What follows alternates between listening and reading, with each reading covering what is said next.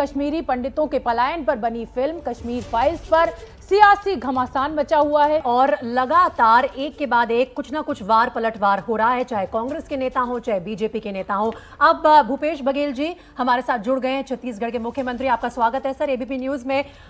सबसे पहले आपने कश्मीर फाइल्स देखी, हमने आपके जो बयान था उसके बाद वो भी सुना। आप कह रहे हैं कि जो पलायन हुआ था हिंदुओं का कश्मीर घाटी से टेररिज्म के दौरान, उसके लिए बीजेपी जिम्मेदार है। उसके बारे में ज्यादा बताएंगे हमें, कैसे?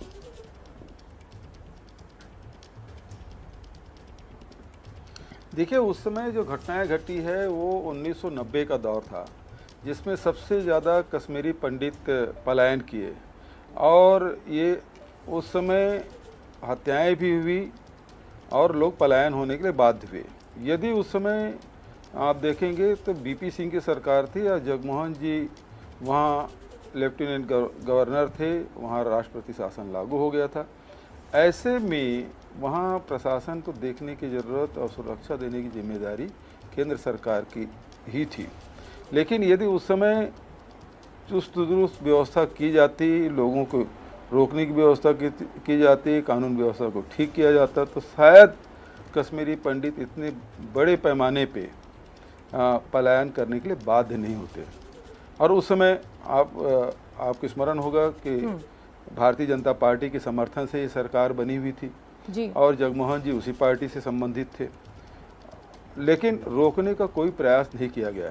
इस पिक्चर में जो आतंकवादी घटना बताई गई है उसमें भी आधा सच है, क्योंकि उसमें पत्रकारों की भी हत्या हुई, राजनीतिक दलों की हत्या हुई है, उसमें हिंदुओं की हत्या हुई है, कश्मीरी पंडितों की भी हत्या हुई और उससे कहीं अधिक मुसलमानों की हत्या हुई, क्योंकि मुसलमान बहुसंख्यक हैं। और आतंकवादी जो हैं वो हत्या करते हैं या तो राजनीतिक कारणों से, या दहशत फैलाने के लिए, या जो मुखबिरी करते हैं उसके शक के आधार पे वो हत्याएं करते हैं। तो उसमें बड़े पैमाने पे सभी वर्ग के लोगों की हत्याएं हुई है। तो ये पिक्चर में आधा सच दिखाया गया है जी। शायद उनका इंटरेस्ट कुछ और रहा होगा। भूपेश जी, तो आप पहले जी भूपेश जी शायद आप पहले जी भूपेश जी मुझे लगता है आप पहले कांग्रेसी नेता होंगे जो कश्मीर फाइल्स देखने पहुंचे। आपको फिल्म आधी अधूरी लगी। क्या ये फिल्म आधी अधूरी सिर्फ इसलिए लगी क्योंकि बीजेपी के लोगों को पसंद आ रही है, या भूपेश बघेल को ऐसा लग रहा है कि जो फ्रीडम ऑफ एक्सप्रेशन, जो बॉलीवुड का अधिकार है, उन्होंने अपनी तरह से फिल्म बनाई है, आपको अच्छी लग सकती है या बुरी लग सकती है? क्या वजह है आपके इस सोच के पीछे?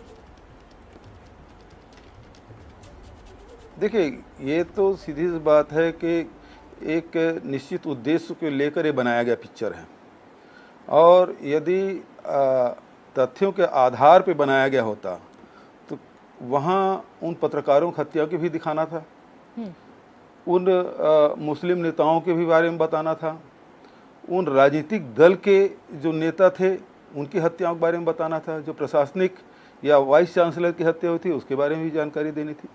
ये सारी जानकारी नहीं दिखाई गई और केवल एक वर्ग की हत्या के बारे में बताई गई, तो वो आधा ही सच है। मैं ये नहीं कह रहा हूँ कि वो गलत है, वो बिल्कुल सही है कि कश्मीरी पंडितों की हत्याएं हुई, लेकिन आपकी क्रिटिसिज्म क्या इस बात को लेके है कि फिल्म में अधूरा सच दिखाया गया है, या फिर इस बात को लेकर है कि ये एक एजेंडा ड्रिवन फिल्म बनाई गई है? क्योंकि जो एक मीडियम होता है उसके भी कुछ अपनी लिमिटेशंस होती हैं। एक फिल्म में बहुत कुछ नहीं दिखाया जा सकता, लेकिन जो हकीकत दिखाई गई है कि माइनॉरिटी उस वक्त जो कश्मीरी पंडित थे उन्हें टारगेट किया गया, उन्हें खदेड़ दिया गया उनकी ही जमीन से, वो भी तो सच है ना? देखिए, ये कि यही जो आप पृष्ठभूमि ले रहे हैं वही गलत है। ये आतंकवादी घटनाएं हैं और निश्चित रूप से पाकिस्तान से ही उसके संचालन होता था, आतंकवादी जो संगठन थे उनके द्वारा होता था, और उसमें जो हत्याएं हुई है तो उसमें सभी वर्ग के लोगों की हत्याएं हुई है। केवल कश्मीरी पंडित की बात नहीं है। ये बात सही है कि कश्मीरी पंडित सबसे ज़्यादा पलायन किए हैं, मौतें भी हुई है, लेकिन यदि आंकड़े उस समय के निकाल लें, सारे नेशनल मीडिया, इंटरनेशनल मीडिया या भारत सरकार के जो वेबसाइट है उसमें भी आप निकाल के देखेंगे तो आंकड़े आपके सामने आ जाएंगे। तो आप केवल एक वर्ग को दिखा रहे हैं, सभी वर्ग को दिखाना था। तो पृष्ठभूमि की आपने जो चयन किया वो गलत है। मतलब लगातार एक पलायन की बात, मतलब एक हिंदू कश्मीरी पंडितों की भी हत्या हुई, जबकि वो मिलिटेंसी थी और मिलिटेंसी में सभी वर्गों को टारगेट किया गया। और बिल्कुल सही बात है, कश्मीरी पंडित सबसे ज्यादा प्रभावित हुए और पलायन हुए जी। और उसको रोकने का प्रयास प्रशासन का था और जो कि नहीं किया गया। और यही मैं कह रहा हूं कि वीपी सिंह की सरकार थी, उसमें अटल जी, आडवाणी जी भारतीय जनता पार्टी के नेतृत्व कर रहे थे और उनके समर्थन से सरकार चल रही थी और उस समय रोकने का कोई प्रयास नहीं किया गया। तो जिम्मेदारी तो इन्हीं की है। बिल्कुल ठीक है भूपेश बघेल, आप जैसे अभी छत्तीसगढ़ की बात मैं करूं, छत्तीसगढ़ में अपनी राजनीति के लिए जाने जाते हैं, एक ऐसे राज्य के मुख्यमंत्री हैं जहां आपने स्थिति को एकदम उलट कर रख दिया, रमन सिंह को करारी शिकस्त दी। मेरा सवाल आपसे ये है कि जो फिल्म बनाई गई उसको टैक्स फ्री करने की मांग लगातार बीजेपी के द्वारा की जा रही है कि भाई जो भी कांग्रेस शासित राज्यों या और सरकारों को वहां टैक्स फ्री की जाए, तो आपने उल्टा मास्टर स्ट्रोक प्रधानमंत्री मोदी के पाले में बॉल डाल दी कि भाई जीएसटी आप माफ कर दीजिए। आप अपने राज्य में क्यों नहीं टैक्स फ्री करना चाहते? बिल्कुल सही बात है कि सुनो तो मैडम जी, जो जीएसटी है उसमें 18% जीएसटी लिया जाता है मनोरंजन कर में, जिसमें 9% राज्य सरकार का है, 9% भारत सरकार का है। अग्निहोत्री जी मेरे से मिलने तो आए नहीं, प्रधानमंत्री से मिलने गए थे, तो प्रधानमंत्री से टैक्स फ्री मांग क्यों नहीं कर लिए? और यदि प्रधानमंत्री ने भी इसके बारे में बात कही है, इस पिक्चर के बारे में, मतलब अग्निहोत्री जी आ जाए तो आप टैक्स फ्री कर देंगे? यही तो मैंने कहा कि यदि आप उल्टा पकड़ने की कोशिश मत करिए, आप जी तर्क मत करिए, आप सीधा तर्क करिए। प्रधानमंत्री जी से मिले तो उसे मांग क्यों नहीं किए?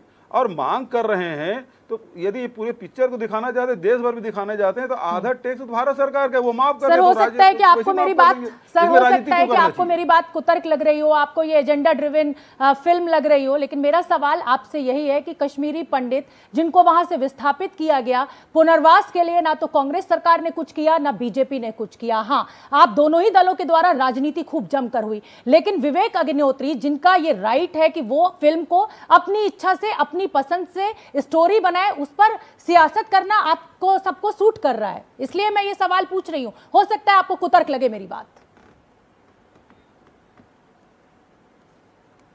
देखिए, यदि इस पिक्चर को राजनीति नहीं करना था तो राजनीतिक लोगों से मिलने क्यों गया थे अग्निहोत्री? और अग्निहोत्री जी मांग क्यों कर रहे हैं? मांग कर रहे हैं भारत सरकार से पूरे देश में करे, पूरे दुनिया में करे। और पलायन केवल, बिल्कुल सही बात है, कश्मीरी पंडितों को सबसे अधिक पलायन हुआ आज़ादी के बाद लेकिन दूसरा जो विस्का हमारे छत्तीसगढ़ में हुआ, 1 लाख से अधिक आदिवासी यहाँ से पलायन किए, और वो आतंकवादी घटना कारण से और ये नक्सली घटना कारण से 600 गांव हमारे उजड़े। इसमें पिक्चर बनाने के लिए मैं अग्निहोत्री जी को आमंत्रित करता हूँ।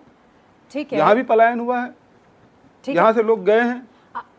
आप सही कह रहे हैं, लेकिन दोनों राज्यों की जो जमीनी हकीकत है आपको मानना होगा कि बिल्कुल अलग है। लेकिन उसके अलावा मेरा सवाल अलग है आपसे। विवेक अग्निहोत्री ने जो मांग की है या फिर जाकर सरकार में जो बड़े नेता हैं उनसे मिलना किसी भी फिल्म बनाने वाले के लिए नई बात नहीं है। ये फिल्म आपने देखी, कोई भी अच्छी चीज लगी आपको इस फिल्म में, वो बता दीजिए।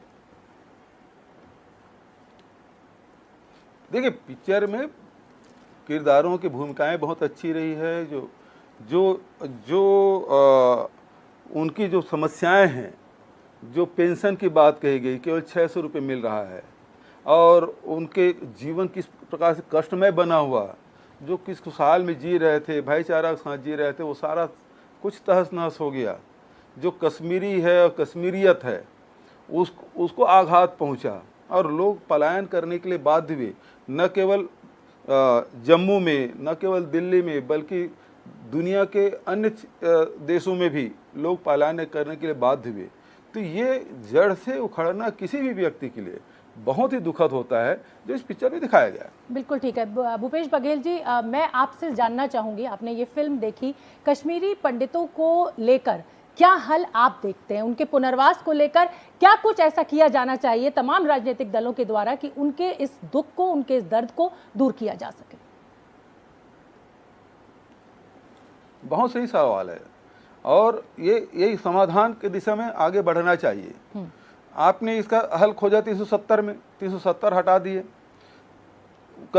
जम्मू कश्मीर को 3 भागों में बांट दिया, लेकिन क्या कश्मीरी पंडितों को न्याय मिला?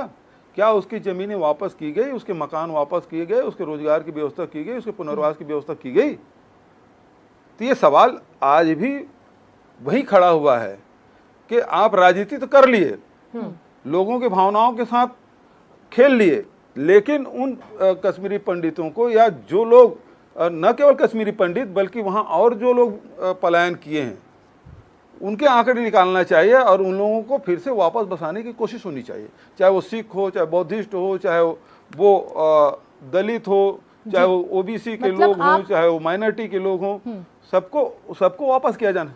ठीक है, मतलब आप ये कह रहे हैं कि पुराने तो उसकी जख्मों व्यवस्था को होना चाहिए, उसके लिए कोई कार्य योजना नहीं है। बिल्कुल, यानी पुराने जख्मों को कुरेदने से कुछ हासिल नहीं होगा, जख्मों पर मलहम लगाने की जरूरत है, ये कह रहे हैं भूपेश बघेल।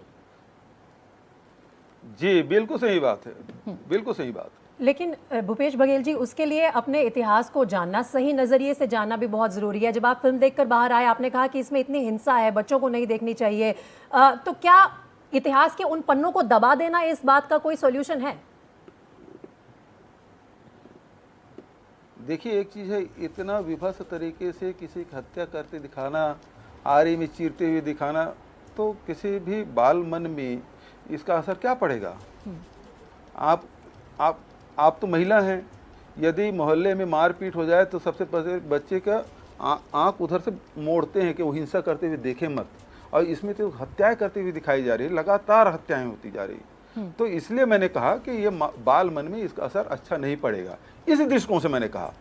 बिल्कुल ठीक है भूपेश बघेल जी, मैं आपसे सहमत भी हूं कि बच्चे भी इस फिल्म को देखेंगे और अच्छा असर नहीं पड़ेगा, लेकिन मैं आपसे ये जानना चाहती हूँ, क्योंकि आप ये कह रहे हैं कि एजेंडा ड्रिवन ये फिल्म है, तो क्या बॉलीवुड जो है वो बीजेपी के साथ खड़ा हो गया है, प्रधानमंत्री मोदी के साथ खड़ा हो गया है और कांग्रेस की कमियों को उजागर करने वाली फिल्में बना रहा है? देखिए, जहाँ तक बॉलीवुड की बात है तो वो तो ऐसा है कि जो भारतीय जनता पार्टी के विरोध में जो फिल्म बनाते हैं, उस फिल्मकारों के, उन एक्टरों की स्थिति क्या है उसको बताने की ज़रूरत नहीं है। उसके साथ आज खड़े होने की आवश्यकता है। जो फिल्म कलाकार हैं, भारतीय जनता पार्टी तो असहमति को बिल्कुल बर्दाश्त नहीं कर पाती, उसको कुचल देना चाहती, दबा देना चाहती, वो किसी स्तर पे हो, और इसे ख़त्म कर देना चाहती है। तो ये उचित नहीं है। नहीं, ये तो इल्ज़ाम देखिए एक राजनेता के तौर पर आप सभी पार्टियां एक दूसरे पर लगाती रहती है, लेकिन कश्मीरी पंडितों ने खुद इस फिल्म का प्रचार खुद कर रहे हैं बढ़ चढ़कर सोशल मीडिया पर। जो भी नामी कश्मीरी पंडित हैं, देश के किसी भी हिस्से में हो, दुनिया के किसी भी कोने में हो, वो भी इस फिल्म के फेवर में लगातार आगे आ रहे हैं। क्या कहीं ना कहीं आपको नहीं लगता कि अपने बयान के जरिए आप उन्हें अपने से अलग कर रहे हैं? वो आपके साथ आइडेंटिफाई कैसे करेंगे आगे जाके? बिल्कुल, देखिए, मैं उनके जो दर्द है, उसकी पीड़ा तो वही समझ सकते हैं जो जड़ से उखड़े हैं, जो अपनों को खोए हैं, जिन्होंने अपने लोगों को मरते हुए देखा है, प्रताड़ित होते हुए देखा, तो उसके दर्द के साथ तो कोई मतलब उसको कोई साझा नहीं कर सकता, उस दर्द को तो वही समझ सकता है। लेकिन दूसरी बात ये है कि उनको पुनर्वास के लिए क्या व्यवस्था कर रही सरकार? सबसे बड़ा सवाल तो ये है कि उनके पेंशन के, उनके वापस लाने के, उसे बसाने के, इसके पास क्या योजनाएं हैं? भूपेश मेरा जी, सवाल तो यही है। मैं तो उनके साथ खड़ा हूं। भूपेश जी, आप अच्छा सवाल उठा रहे हैं और देखिए बसाना चाहिए। जी, कश्मीर फाइल्स पर बात हो गई है, पर चलते चलते, क्योंकि भूपेश बघेल इतने मंझे हुए राजनेता जो बीजेपी को सीधा ललकार रहे हैं, सीधी टक्कर दे रहे हैं, एक सवाल तो बनता है, कांग्रेस की जो इतनी बुरी हार हुई है 5 राज्यों में, अध्यक्ष पद को लेकर लगातार G23 के नेता उठा रहे हैं, भूपेश बघेल का नाम भी चल रहा है, क्या भूपेश बघेल अध्यक्ष हो सकते हैं? शोभना जी, आप कहीं कहीं आप चल रहे हैं। आप कश्मीरी फाइल के बारे में आप बात करने के लिए बुलाए थे, वहीं तक सीमित रहें, ज़्यादा अच्छा है। ये राजनीतिक हमारे पार्टी की है, वो हम लोग कर लेंगे। अच्छा, चलिए, तो इंक्वायरी कमीशन की मांग हो रही है, क्या आप उससे सहमत हैं? बहुत बहुत धन्यवाद। जी, बहुत बहुत धन्यवाद भूपेश बघेल जी हमसे बात करने के लिए। इंक्वायरी कमीशन की बात हो रही है। नमस्कार। जी जी सर, जवाब देते जाइए, इंक्वायरी कमीशन की बात पर सहमत हैं क्या? कौन सी इंक्वायरी? इंक्वायरी कमीशन इस फिल्म को लेकर सर।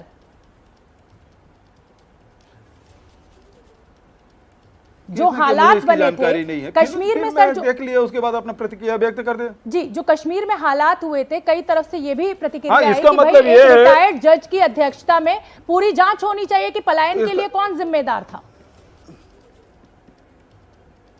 बिल्कुल होना चाहिए। इसका मतलब यह है कि अटल बिहारी वाजपेयी और वानी जी के जो निर्णय हैं उससे मोदी जी और शाह जी सहमत नहीं है। ठीक है, बहुत बहुत धन्यवाद, नमस्कार सर। हमसे बात करने के लिए क्षमा चाहती हूँ अगर मेरे किसी क्वेश्चन से आपको दुख पहुंचा हो, तकलीफ पहुंची हो, तो बहुत बहुत धन्यवाद। तो ये भूपेश बघेल छत्तीसगढ़ के मुख्यमंत्री हमारे साथ और हमेशा बेबाकी के साथ अपने जवाबों को रखते हैं सामने।